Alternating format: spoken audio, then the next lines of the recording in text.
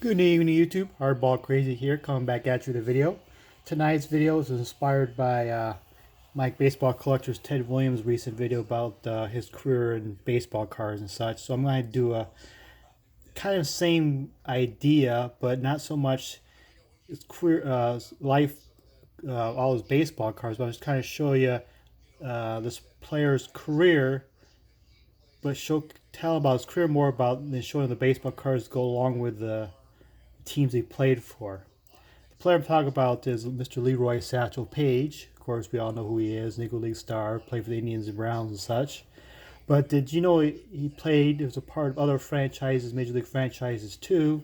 I want to talk about that and come with some cards to show with them that he has. I don't know how many people you know play with these teams and has cards with these teams. So I'm kind of go through those.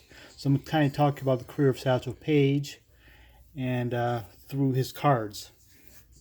First of all, I'm not going to bore you with a whole bunch of stats and accolades and stuff because you all know about that. You can easily look those up. But I'm just going to tell you about the general career and such. Now, of course, we all know him playing for the Kansas City Monarchs. He played with other Negro League teams, but I think the only cards he has, Negro League cards he has, is with the Kansas City Monarchs. I don't think he has other ones. I'm not totally sure, but the ones I've seen is with the KC Monarchs. This is a 2001 Fleer Stitches and Times set. I have this complete set. It's an insert set from the 2001 Fleer Tradition. It's like a 24 card set of Negro League greats. It's a cool set. The Tops did a smaller set in their Tops packs. They call it What Could Have Beens. It's like a 10 card set of Negro League stars. If you get between the two sets, you get them. That's if you want to start a Negro League collection. It's a nice little base of sets you can start off with, and you can add on other Negro players you want. That was not included two sets, but those two sets include many of the stars. So if you start with those two sets, it's a good base to start your Negro League Negro League collection. Of course, he started his Major League career with the Cleveland Indians. I do not have a Cleveland Indians playing days card of him, but I have this MLB debut from 2016 Tops. See, talk about his debut, July 5th, 1948. July 9th, I'm sorry. Talks about his debut, what was going on here.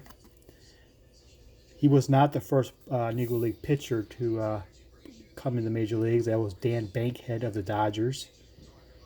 He wasn't very successful, so he's kind of almost forgotten. But Satchel Paige was probably one of the first successful ones, along with Joe Black and Don Newcomb. But this is his Cleveland Indians ML debut insert set. There's other players in the set. It's kind of a cool little insert set. I have a few cards from this set. I pull out of packs. Then, of course, after playing with the Cleveland Indians, on to play for the St. Louis Browns. This is my 53 Tops PSA 2.5 Satchel Paige playing days card of St. Louis Browns. Proud to have this in my collection. Any vintage collector's got to have this card of collection. I don't want to say the I word, but this is pretty close to one of the, not the most iconic cards, but it's one of the more iconic cards in the vintage era, post-war vintage eras. Even though they misspelled Satchel's name on the front. Great looking card. Love this card. Beyond, he played for St. Louis Browns, obviously made a couple all-star teams, and was kind of successful as a starter and relief pitcher. By the time he's got done playing, he got into his 50s or so. So we say, we are not sure how many what his exact age is, because nobody really knows. I don't think Satchel Paige really knows. If you see his old video interviews and such, there's a few old interviews on YouTube from games and TV show appearances, something like that. It's kind of entertaining. After the St. Louis Browns, he was not done pitching. Of course, you know Satchel Paige, the Negro Leaguers, they just everything that they can go get a paycheck, continue playing baseball. They did. So Satchel Paige is no different. After he got done playing the St. Louis Browns, Bill Veeck, who owned the Cleveland Indians and the Browns at that time, owned the Miami Marlins AAA team, Philadelphia Phillies AAA team, which is the Miami Marlins. They had Satchel Paige signed with them in the late 50s. This is a TriStar OBAC card from 2011, I believe, 2009. He played like 3 seasons with the Miami Marlins, including one night he had a special Satchel Paige night. They drew over 50,000 fans, which at the time broke minor league records for the biggest game attendance of all time. Not sure if that's still a record or not, but Miami Marlins was a team before the Florida Marlins became the Miami Marlins. They were the Philadelphia Phillies AAA team back in the 50s.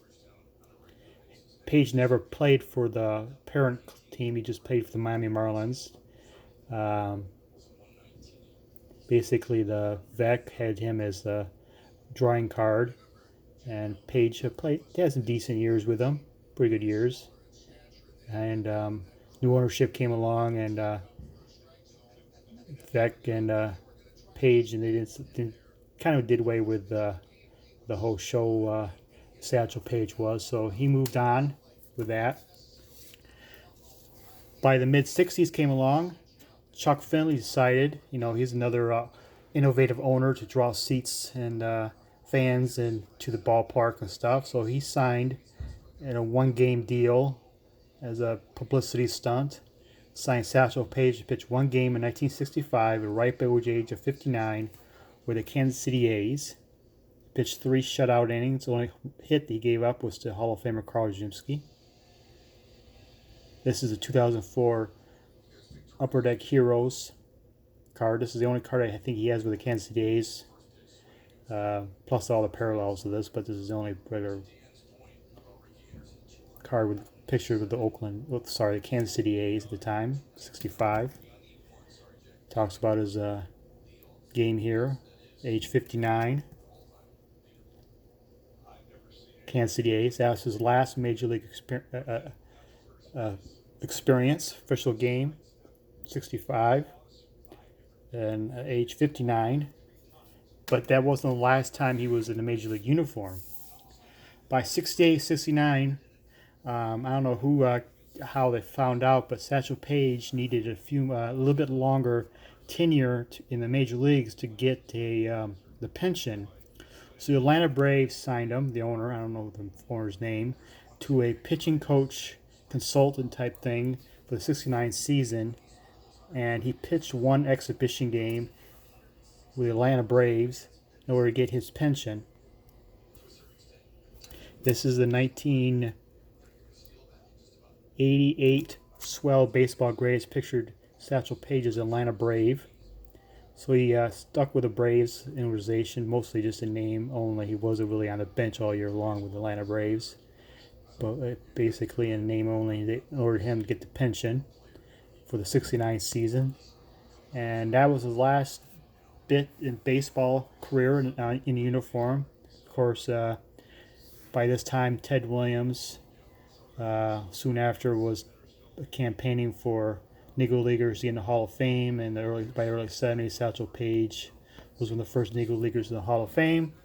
And one other side note about the Negro Leaguers pension, I think by the 90s or so, if Major League Baseball, if you proved you played long enough to get a regular MLB pension, like a regular baseball player, you played in Negro Leagues, you were able to get some sort of pension as a Negro Leaguer too. So if say a MLB player has spent at least say 3 or 4 years to get a pension in the Major League pension, they prove that he played 3 or 4 years in Negro Leagues, they was able to get a pension also. So there you have it. That's the career of Satchel Paige through my cards. I'm not sure how kind of cool that I have him in each kind of franchise he was a part of. I don't know if he has any other Negro League cards besides with the Kansas City Monarchs. If you know, if they do, I would love to hear about it. But that's the life of career of Mitchell Leroy Satchel Paige. Hope you enjoyed the video, learn a little something, and have a good night, everybody.